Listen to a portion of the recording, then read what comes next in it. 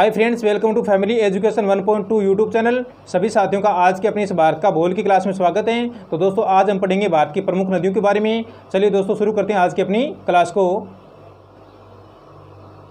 तो दोस्तों भारत की नदियों के बारे में अगर मैं आपको बात करूं तो देखिए दोस्तों, भारत की जो प्रमुख नदियां हैं इनको 3 भागों में बांटा गया है। भारत की नदियों को 3 भागों में विभाजित किया गया है दोस्तों। तो दोस्तों सबसे पहले मैं बात करूंगा जो हमारे भारत की नदियां हैं, उन भारत की नदियों की सबसे पहले मैं बात करूं तो अरब सागर की ओर जो बहने वाली नदियां हैं उनकी अरबी सागर की ओर बहने वाली नदियां, अरब सागर की ओर बहने वाली नदियां हो गया पहला तो भाग था वो, तो ठीक है ना। दूसरा कौन सा है भाग दोस्तों? बंगाल की खाड़ी की ओर बहने वाली नदियां, बंगाल की खाड़ी की ओर बहने वाली नदियां, ये आपका पहला पार्ट और ये आपका दूसरा पार्ट हो गया। और तीसरा पार्ट है वो कौन सा दोस्तों? प्रायद्वीपीय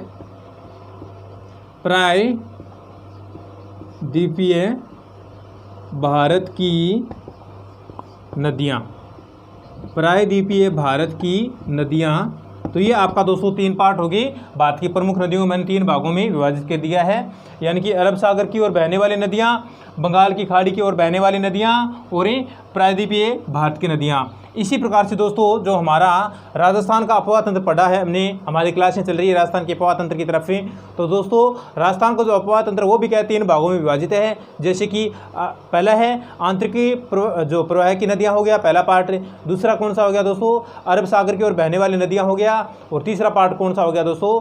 यानी कि बंगाल की खाड़ी की ओर बहने वाली नदियां हैं। इसी प्रकार से वो हमारा राजस्थान का अपवाह तंत्र है। और इसमें एक ये कौन सा आ गया? प्रायद्वीपीय भारत की नदियां, ये थोड़ा सा हटके आ गया। उसके अंदर आंतरिक प्रवाह की नदियां हटके हो गया। बाकी ये 2 पार्ट हैं तो सेम ही हैं। अरब सागर की ओर बहने वाली नदियां और बंगाल की खाड़ी की ओर जो बहने वाली नदियां हैं ये दोनों सेम पार्ट ही हैं। तो देखिए दोस्तों भारत की प्रमुख नदियों की अगर हम बात करें तो जो अरब सागर की ओर जो बहने वाली नदियां हैं उनमें कौन कौन सी नदियां शामिल की गई हैं? जैसे कि सिंधु नदी है, नर्मदा नदी है और ताप्ती नदी है, मांडवी नदी है, जुआरी नदी है। ये क्या है दोस्तों? अरब सागर की ओर बहने वाली नदियां हैं। जैसे कि नर्मदा, ताप्ती, जुआरी और मांडवी है ना, ये सभी की सभी नदियां हैं। ये क्या है दोस्तों? अरब सागर की ओर बहने वाली नदियां हैं। नर्मदा हो गया, ताप्ती हो गया, मांडवी,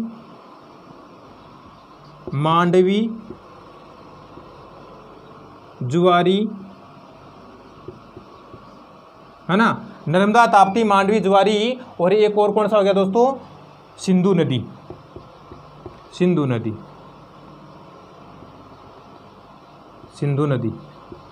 ठीक है ना। नर्मदा, ताप्ती, मांडवी, जुआरी, सिंधु नदी, ये सभी की सभी नदियां हैं। ये अरब सागर की ओर बहने वाली नदियां हैं, यानी कि इनका प्रवाह क्षेत्र उल्लास में जाकर के अरब सागर की ओर गिर जाता है, पानी है वो। दूसरी अगर मैं बात करूं बंगाल की खाड़ी की ओर जो बहने वाली नदियां हैं तो इनमें दोस्तों 2 नदियां हैं, गंगा और जो ब्रह्मपुत्र नदी है। ये दोनों नदियां दोस्तों बंगाल की खाड़ी में गिरती है। गंगा नदी और ब्रह्मपुत्र नदी, ये दोनों नदियां दोस्तों बंगाल की खाड़ी की ओर बहने वाली नदियां हैं। और अब मैं बात करूं प्रायद्वीपीय भारत की नदियां, तो प्रायद्वीपीय भारत की नदियों में मैं बात करूं तो देखिए दोस्तों गोदावरी, कृष्णा और कावेरी, गोदावरी, कृष्णा और कावेरी नदियां, ये नदियां हैं दोस्तों। ये नदियां प्रायद्वीपीय भारत की नदियों में शामिल की जाती हैं। तो फिर से देख लो एक बार, भारत की जो नदियां हैं इन नदियों को मैंने 3 भागों में बांटा है। अरब सागर की ओर बहने वाली नदियां जैसे नर्मदा होगी, ताप्ती होगी, मांडवी, जुआरी है ना, सिंधु नदी, ये सभी की सभी जो नदियां हैं वो अरब सागर की ओर बहने वाली नदियां हैं। दूसरा जो पार्ट है हमारा भारत की प्रमुख नदियों के विभाजन का, तो दूसरा पार्ट है कौन सा है? बंगाल की खाड़ी की ओर बहने वाली नदियों का है। तो दोस्तों बंगाल की खाड़ी की ओर जो बहने वाली नदियां हैं उनमें एक तो है गंगा नदी और दूसरी नदी है वो है ब्रह्मपुत्र नदी, ठीक है ना। अगर तीसरी की मैं बात करूँ भाग की, तो वो है प्रायद्वीपीय भारत की प्रमुख नदियाँ, तो उनमें गोदावरी नदी है, कृष्णा नदी है, कावेरी नदी है। इन नदियों के अंदर है वो जो नदियाँ हैं ये प्रायद्वीपीय भारत में शामिल की जाती हैं, ठीक है ना। तो दोस्तों ये जो भाग हो गए हमारे विभाजन हो गया प्रायद्वीपीय भारत की नदियों का। अब दोस्तों हम इस विभाजन का बारी बारी से क्या करेंगे, अध्ययन करेंगे, पढ़ेंगे, ताकि बिल्कुल से क्या है आपको कन्फर्म याद हो जाएगा। आपकी एग्जाम के अंदर जो भी क्वेश्चन आएंगे उन क्वेश्चन को आप सोल्व कर पाओगे। तो देखिए दोस्तों, सबसे पहले मैं पढ़ाऊंगा आपको किसके बारे में, जो सिंधु नदी है उसके अपवाह तंत्र के बारे में पढ़ाऊंगा। यानी कि जो सिंधु नदी है इसके अपवाह तंत्र की अगर मैं बात कर रहा हूँ तो देखिए दोस्तों, सिंधु नदी का अपवाह तंत्र। दोस्तों वीडियो पसंद आ रहा है लाइक कर देना प्लीज़ दोस्तों, सब्सक्राइब, चैनल को सब्सक्राइब करना है और जो वीडियो है इसको क्या करना, अपने फ्रेंड्स के पास में शेयर करना है। सिंधु नदी का अपवाह तंत्र।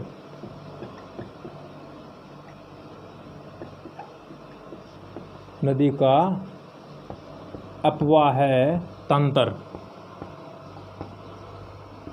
तो देखिए दोस्तों, सिंधु नदी की अपवाह तंत्र की अगर मैं बात कर रहा हूं तो सिंधु नदी के बारे में सबसे पहले देखिए, जो इसका उद्गम है वो कहां से हो रहा है, जो चेमायुंग ग्लेशियर है मानसरोवर से क्या है दोस्तों इसका उद्गम हो रहा है। सिंधु नदी का जो उद्गम है, सिंधु नदी का उद्गम कहां से हो रहा है दोस्तों, चेमायुंग ग्लेशियर, चेमायुंग ग्लेशियर मानसरोवर से क्या हो रहा है दोस्तों, जो सिंधु नदी है इसका उद्गम हो रहा है, ठीक है ना। अगर सिंधु नदी के उद्गम के बारे में पूछिए क्वेश्चन आए तो सिंधु नदी का जो उद्गम है वो चेमायुंग ग्लेशियर मानसरोवर से क्या हो रहा है, इस नदी का उद्गम हो रहा है, ठीक है ना। अब दोस्तों मैं बात करूँगा कि जो भारत में जो ये नदी है ये कहाँ से प्रवेश करती है ना। जो सिंधु नदी है भारत में कहाँ से प्रवेश करती है दोस्तों, तो देखिए जम्मू कश्मीर के अंदर है दमचौक। जम्मू कश्मीर के अंदर क्या है दोस्तों, दमचौक है, वहाँ से क्या करती है हमारे भारत में प्रवेश करती है। भारत में प्रवेश कहाँ से करती है ये, दमचौक। और ये दमचौक कहाँ पे दोस्तों, जम्मू कश्मीर में है, जम्मू कश्मीर में है। तो भारत में प्रवेश दमचौक से क्या करती है, ये प्रवेश करती है, ठीक है ना। जो यानी कि सिंधु नदी की बात पढ़ रहे हैं दोस्तों, बारे में पढ़ रहे हैं, तो ये सिंधु नदी ये भारत में कहाँ से प्रवेश कर रही है, दमचौक नामक स्थान से, जो कि जम्मू कश्मीर के अंदर है। इस स्थान से क्या है ये हमारे भारत में प्रवेश करती है। और ये जो ये हमारे भारत से निकलती है वो कहाँ से निकलती है दोस्तों, भारत से ये बाहर निकलती है, तो कौन सा स्थान है, चिलास, जो कि कहाँ है, जम्मू कश्मीर में ही है। चिलास नामक स्थान से क्या ये भारत से बाहर जाती है, भारत से बाहर चिलास नामक स्थान। चिलास कहाँ पे दोस्तों, जम्मू कश्मीर में ही है, चिलास है ना, ये भी जम्मू कश्मीर के अंदर ही है दोस्तों, ठीक है ना। चिलास नामक स्थान से बाहर जाती है, ठीक है ना। तो सिंधु नदी का उद्गम है वो कहाँ से हो रहा है, चेमायुंग ग्लेशियर मानसरोवर से हो रहा है दोस्तों। और भारत में ये प्रवेश करती है दमचौक जम्मू कश्मीर से, ठीक है ना। और भारत से ये बाहर जाती है कहाँ से होकर के, चिलास नामक स्थान को पार करती है, भारत से बाहर हो जाती है, पाकिस्तान की तरफ निकल जाती है नदी। इसका प्रवाह क्षेत्र है ये, ठीक है ना।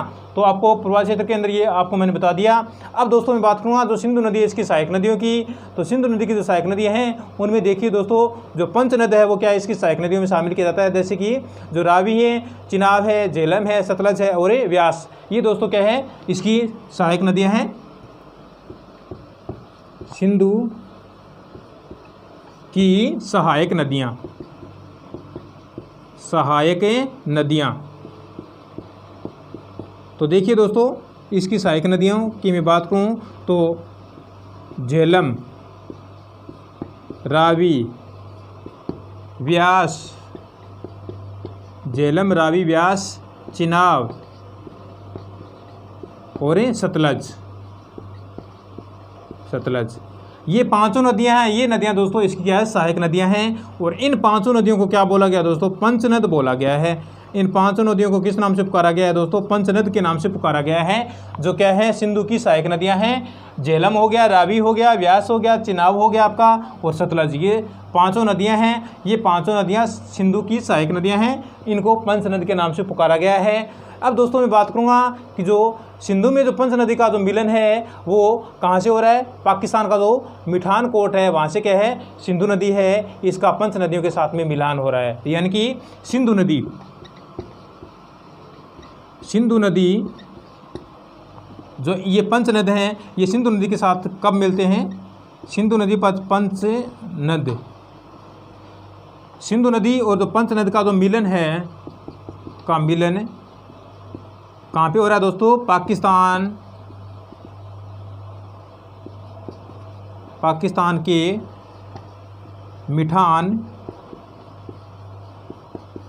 कोट नामक स्थान से क्या हो रहा है, मिलन हो रहा है। जो पांचों ये 5 नदियां हैं जिनको पंचनद बोलते हैं, वो जो सिंधु नदी है, सिंधु नदी बाहर से निकलती है और ये 5 नदियां आती हैं तो ये जाकर के कहाँ पे मिलती है दोस्तों आपस में। सिंधु नदी और जो पंचनद हैं ये आपस में मिलती है कहाँ पे, पाकिस्तान का जो मिठान कोट नामक स्थान है, इस मिठान कोट नामक स्थान पे क्या है, इन नदियों का आपस में क्या होता है, मिलन होता है। और इसकी अन्य जो सहायक नदियाँ हैं उनकी अगर मैं बात करूँ तो देखिए दोस्तों, सिंधु की जो अन्य सहायक नदियाँ वो कौन कौन सी हैं, तोची है, नुब्रा है और जो गोमल है, यानी कि तोची हो गया, नुब्रा हो गया, गोमल हो गया, काबुल हो गया, हुजा हो गया। ये सभी नदियाँ ये पाकिस्तान से निकलती है दोस्तों और ये भी क्या है, सिंधु की सहायक नदियाँ हैं। देखिए तोची के बाद में क्या है दोस्तों, गोमल, नुब्रा और हुजा और काबुल। तोची, गोमल, नुब्रा, तोची, गोमल, नुब्रा, हुजा, ये नदियां हैं दोस्तों। ये नदियां पाकिस्तान से निकलकर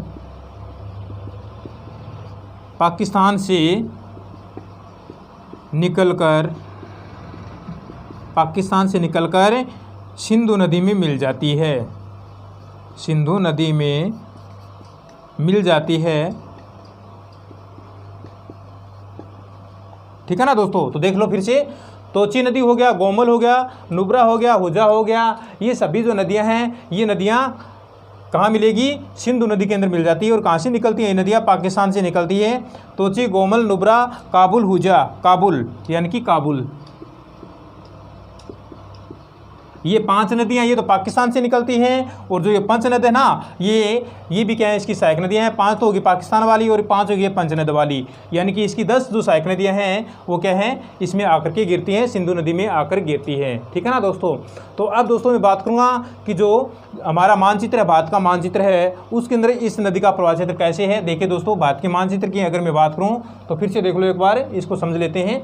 सिंधु नदी का तो उद्गम हो तो कहाँ से हो रहा है, चेमायुंग ग्लेशियर मानसरोवर से हो रहा है और ये भारत में प्रवेश करती है। डमचौक यानी कि जम्मू कश्मीर से ये भारत में प्रवेश करती है। और भारत से बाहर कहाँ से निकलती है, ये चिलास जम्मू कश्मीर से ये भारत से बाहर निकल जाती है।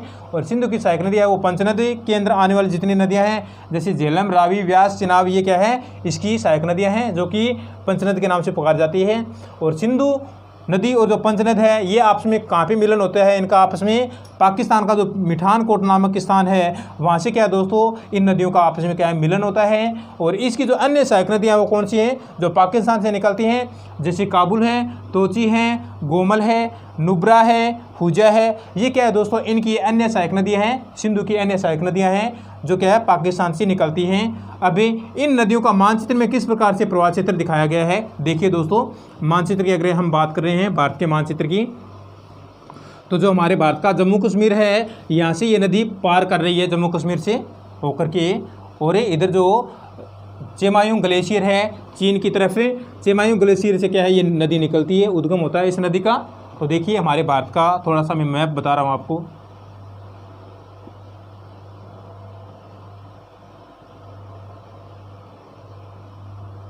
ये दोस्तों भारत का मानचित्र है।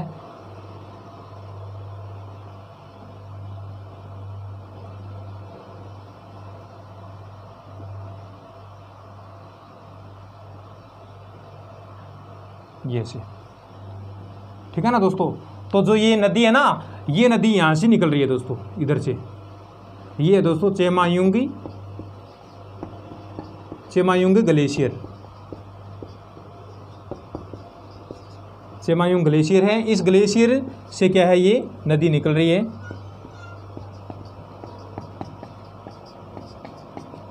चेमायुंग ग्लेशियर मानसरोवर नामक जो स्थान है, यहाँ से जो ये नदी है ये पार निकल रही है, इधर से ऐसे।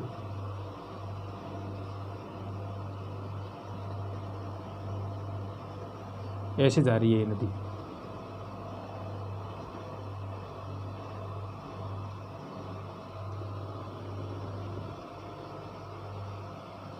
इधर जाकर के किस में गिर जाती है, जो अरब सागर है उसमें जाकर के ये नदी है ये गिर जाती है।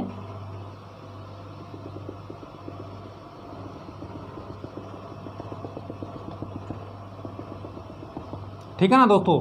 तो ये हो गया आपकी जो कौन सी नदी, सिंधु नदी, यानी कि सिंधु नदी हो गया ना। अब दोस्तों इसके बाद में बात करूंगा कि जो यहाँ पे है शोक नदी, ये इसके अंदर आकर के गिर जाती है। ये शोक नदी होगी आपकी जो सिंधु नदी में गिर जाती है। शोक नदी के बाद की अगर मैं बात करूं तो इसके बाद में दोस्तों जो हमारी झेलम नदी है, झेलम नदी यहाँ से आकर के क्या करती है, इसमें गिर जाती है झेलम नदी। ठीक है ना, यहाँ से निकलती है, इधर से निकल गई दोस्तों। फिर दोस्तों मैं बात करूँगा झेलम नदी का जो उद्गम है ना वो यहाँ से हो रहा है दोस्तों। ठीक है ना, यहाँ से ये नदी निकलती है और लास्ट में जाकर के आगे ये मिलती है। झेलम के बाद में कौन सी नदी आती है, आपकी जो चिनाब नदी है, ये यहाँ से निकल रही है, यहाँ से ये आपकी होगी चिनाब नदी। चिनाब नदी के बाद में दोस्तों मैं बात करूँगा कौन सी नदी की, जो सतलज नदी है उसकी मैं बात कर रहा हूँ। तो सतलज नदी कहाँ से निकल रही है दोस्तों, यहाँ से निकल रही है, इधर से ये आपकी होगी सतलज नदी। हो गया ना। सतलज के बाद दोस्तों जो व्यास नदी है वो यहाँ से गुजर रही है, व्यास नदी। ठीक है ना, व्यास नदी हो गया और इधर से जाकर के और इसमें यहाँ पे मिल जाती है और ये इधर से ऐसे यहाँ पे आकर के मिल जाती है, व्यास नदी हो गया। व्यास के बाद दोस्तों मैं बात करूँ कौन सी नदी की, जो रावी नदी है ना, रावी नदी। रावी नदी यहाँ पे निकल रही है दोस्तों, यहाँ से ये हो गया आपकी रावी नदी। तो ये दोस्तों ये रावी नदी है, लास्ट में जाकर के सभी के सभी सतलज नदी में मिल जाती है और इधर से जाकर के यहाँ पे किसके साथ में मिलन हो जाता है, इसका पाकिस्तान में हो जाता है इसका मिलन है वो। थोड़ा इधर देख लो, ऐसे ऐसे इसका मिलन यहाँ पे हो जाता है। और यहाँ पे कौन सा स्थान है दोस्तों, ये पाकिस्तान का मिठान कोट नामक स्थान है। मिठान कोट नामक स्थान से क्या दोस्तों ये नदी है, ये यहाँ पे मिलन करती है। जो सतलज नदी है ना, ये सतलज नदी पंचनद नदियों के साथ में यहाँ पे मिलन करती है, ये इसमें गिर जाती है आकर के। तो शायद आपको ये इसका प्रवाह क्षेत्र समझ में आ गया होगा दोस्तों। इस नदी का तो उद्गम यहाँ से हो रहा है और यहाँ से क्या कर रही है, ये प्रवेश कर रही है हमारे भारत के अंदर। कौन सा स्थान है, दमचौक। दमचौक नामक स्थान से क्या कर रही है, जम्मू कश्मीर में प्रवेश कर रही है भारत के, और यहाँ से ये निकल रही है। तो ये कौन सा स्थान है दोस्तों, ये है दोस्तों चिल्लास। चिल्लास जो कि कहाँ पे है, जम्मू कश्मीर में ही है। यहाँ से क्या कर रही है दोस्तों, ये नदी हमारे भारत को क्रॉस कर रही है, पार कर रही है, निकल रही है हमारे भारत से। तो यहाँ पे तो हो गया दमचौक नामक स्थान हो गया जो कि जम्मू कश्मीर के अंदर है, यहाँ से ये नदी प्रवेश करती है भारत के अंदर। और चिलास नामक स्थान से क्या है, ये भारत से बाहर जा रही है। ठीक है ना। तो दोस्तों ये तो हो गया आपकी जो पंचनद है, पांचों नदियाँ हैं, इनका मिलन यहाँ पे हो गया मिठान कोट नामक स्थान पे पाकिस्तान में। अब दोस्तों बात करूँगा मैं जो कि पाकिस्तान से निकलने वाली नदियाँ हैं उनकी मैं बात करूँ जो सिंधु नदी में गिरती हैं। तो सबसे पहले मैं बात करूँगा जो ये काबुल है, ये आपकी काबुल नदी है जो कि इसमें गिरती है। ठीक है ना। ये आपकी कौन सी नदी होगी, काबुल नदी होगी।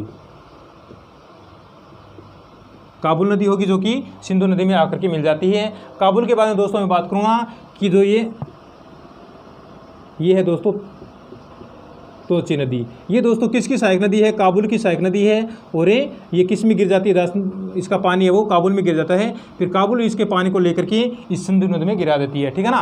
काबुल नदी हो गया, फिर हो गया तोची नदी।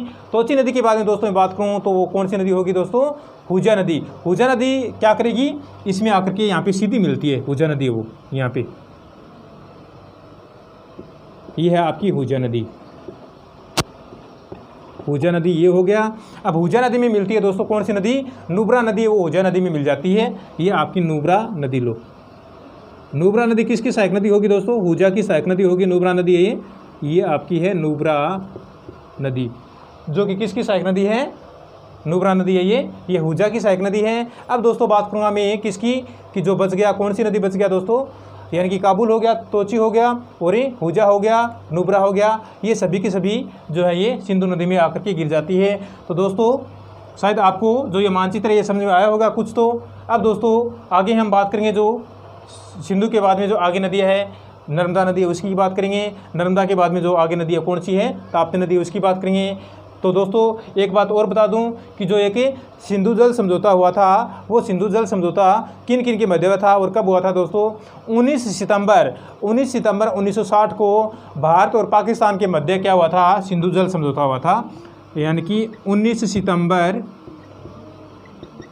1960 को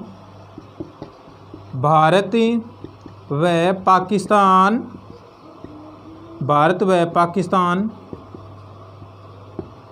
के बीच सिंधु जल समझौता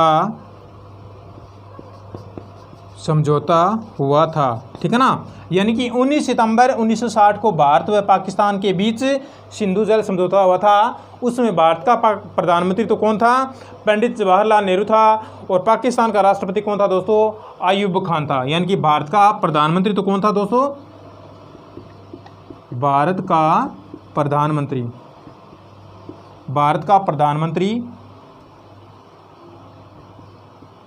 तो था कौन? जो पंडित जवाहरलाल नेहरू था। पंडित जवाहरलाल नेहरू तो कौन था दोस्तों? भारत का प्रधानमंत्री था,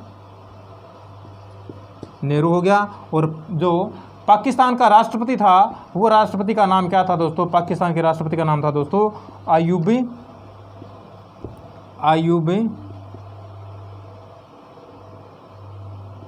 अयूब खान, पाकिस्तान का राष्ट्रपति था। तो इन दोनों के मध्य क्या हुआ था दोस्तों? सिंधु जल समझौता हुआ था। 19 सितंबर 1960 को हुआ था। ठीक है ना? जो सिंधु नदी का जो जल है, इस जल के ऊपर क्या हुआ था दोस्तों? इन दोनों के मध्य समझौता हुआ था 19 सितंबर 1960 को। तो शायद आपको ये जो मैंने भी कुछ प्रवाह क्षेत्र के बारे में बताया, सिंधु नदी का प्रवाह क्षेत्र है उसके बारे में बताया है, समझ में आया होगा दोस्तों। तो आगे चलते हैं। अभी हम जो सिंधु की जो सहायक नदियाँ हैं उनके अंदर हम आगे चलते हैं, कौन कौन सी इसकी सहायक नदियाँ हैं। तो देखिए दोस्तों, इसकी सहायक नदियों के अंदर हम पढ़ेंगे, यानी पंच नदी में आने वाली जो झेलम है उसके बारे में सबसे पहले पढ़ते हैं। झेलम क्या है दोस्तों? इसकी सहायक नदी है। रावी, झेलम, व्यास, सतलज, ये क्या है दोस्तों? इसकी सहायक नदियां हैं। तो इनके अंदर हम पढ़ते हैं, यानी कि सिंधु की जो सहायक नदियां हैं उनके अंदर।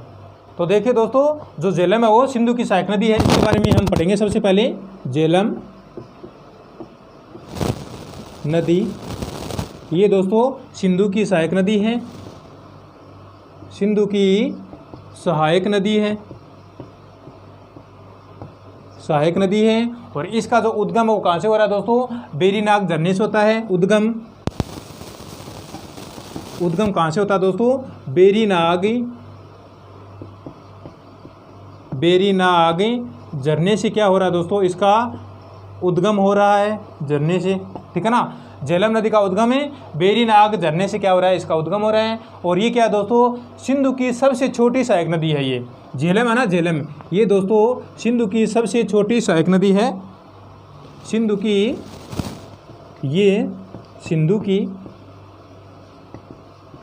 सबसे छोटी सहायक नदी है। सिंधु की सबसे छोटी सहायक नदी है ये। ठीक है ना? तो क्वेश्चन आए, सिंधु की सबसे छोटी सहायक नदी का नाम बताइए, तो कौन सा हो जाएगा दोस्तों? झेलम नदी हो जाएगा। तो ये आपकी झेलम नदी होगी। इसका जो उद्गम है वो बेरीनाग की जो झरना है वहाँ से हो रहा है। और ये सिंधु की सहायक नदी है ही, ये सिंधु की सबसे छोटी सहायक नदी है। अब दोस्तों बात करूँगा मैं व्यास नदी की, जो क्या है? सिंधु की सहायक नदी है, व्यास नदी। तो दोस्तों व्यास नदी की अगर उद्गम की मैं बात करूँ तो इसका उद्गम वो रोहितांग दर्रे से होता है। उद्गम किससे हो रहा है दोस्तों? रोहितांग दर्रे से क्या हो रहा है दोस्तों? इसका उद्गम हो रहा है। रोहितांग दर्रे से क्या होता है दोस्तों, जो व्यास नदी है इसका उद्गम हो रहा है। और ये सतलज की क्या है, सहायक नदी है ना। व्यास है ना, व्यास ये क्या है, सतलज की सहायक नदी है, सतलज की सहायक नदी है ये। और सतलज किसकी सहायक नदी है दोस्तों, सतलज है जो सिंधु नदी है इसकी सहायक नदी है, ये सतलज की सहायक नदी है।